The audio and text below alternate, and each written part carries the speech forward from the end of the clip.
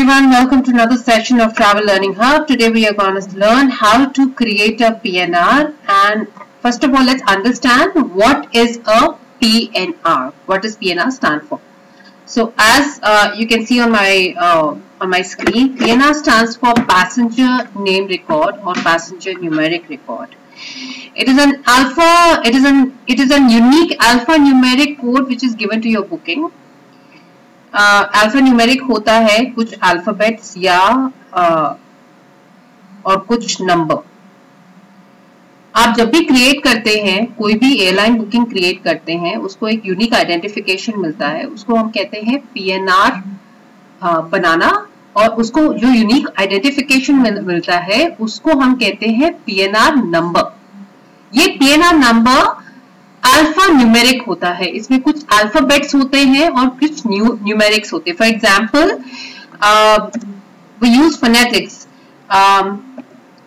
If my PNR number is AUBIY 6, we normally use phonetics.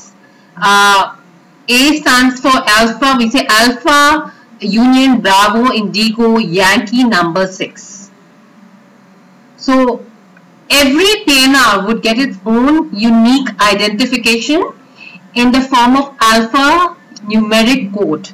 No other PNR would have the same numeric code. I hope I made myself clear. PNR के 5 बहुत ही mandatory मतलब जरूरी elements होते हैं. उनको हम याद रख सकते हैं. प्रिंट करके हम उनको याद रख सकते हैं. प्रिंट एक इजी फॉर्म है उनको याद रखने का कि हमको कुछ मिस आउट ना कर जाए. अगर हम इसमें से कोई भी एलिमेंट, मैंडेटरी एलिमेंट को हम मिस कर देते हैं तो हमारा पीएनआर क्रिएट नहीं होता है. ठीक है. अब तरीका देखते हैं कि हम इसको कैसे याद रखेंगे और इन एलिमेंट्स का क्या मतलब होता है. PRINT इंडिविजुअली इन सबका सिग्निफिकेंस होता है. इनका सिग्निफिकेंस क्या होता है. ठीक है. Now to keep it very very simple, P stands for phone number. Now what phone number is this? This is the phone number of the agency. Okay. When you create a PNR, the airline is interested in the agency's phone number, because कल को कोई flight delay हो जाती है, flight का timing change होता है या उनका डेट चेंज हो जाता है या कैंसिल हो जाती है, whatever reason, the airline needs to get in touch with the agency. Phone number में हम एजेंसी फोन नंबर भी डालते हैं और हम पैसेंजर का फोन नंबर भी डालते हैं. लेकिन पैसेंजर का जो फोन नंबर होता है वो हमारे अपने रिकॉर्ड्स के लिए होता है, और एजेंसी का जो फोन नंबर डालते हैं वो एयरलाइन को ट्रांसमिट हो जाता है. पैसेंजर का फोन नंबर भी हम ट्रांसमिट कर सकते हैं, लेकिन वो हम आपको सब्सिक्वेंट वीडियोस में बताएंगे कि पैसेंजर का फोन नंबर हम एयरलाइन को कैसे ट्रांसमिट कर सकते हैं. ठीक है. नेक्स्ट जो एलिमेंट है very important, that is reference. Reference का मतलब होता है, let me write down reference there so that you can remember. Reference का मतलब होता है कि किसने हमें बुकिंग बनाने के लिए दिया है.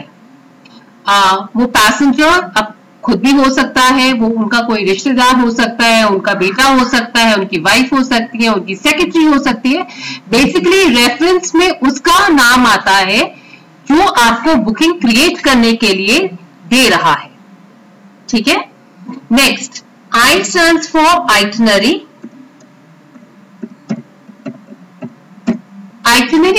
Itinerary is basically the travel plans of the passenger, what date he is going, from which place to which place, what is his origin, what is his destination. Origin is when, where is he starting his journey from. Destination is where where is his final point to reach, and so on. What are his timings. All these things make an itinerary of the person. These are basically his travel plans.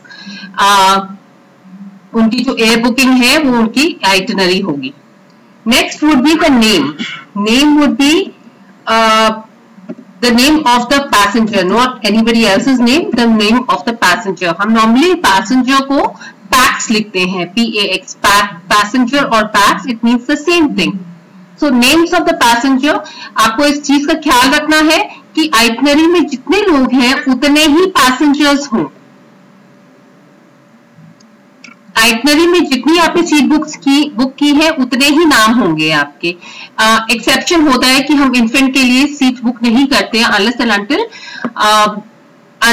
until specifically asked by the parents to book a seat. Okay, otherwise itinerary में जितनी seats आप book करेंगे उतने ही नाम डालेंगे. ठीक है, इन चीजों को क्लैरिफाई किया जाएगा हमारी नेक्स्ट सब्सिक्वेंट वीडियोस में. Next is ticketing arrangement.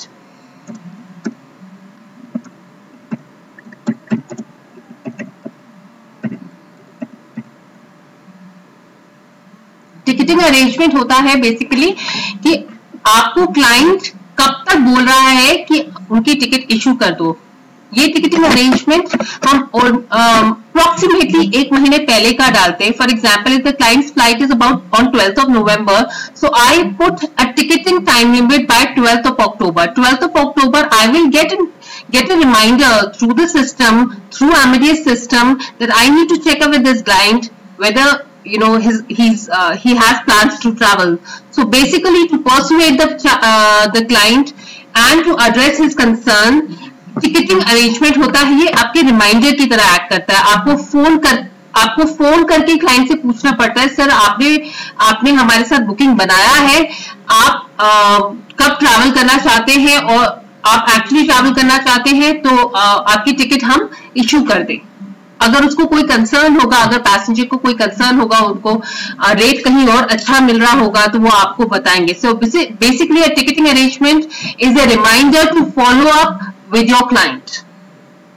Thank you for watching this video. This is Madhvi Ajwani signing off, and please do not forget to, if you really like this video, please do not forget to subscribe to our channel and press the bell icon. Thank you.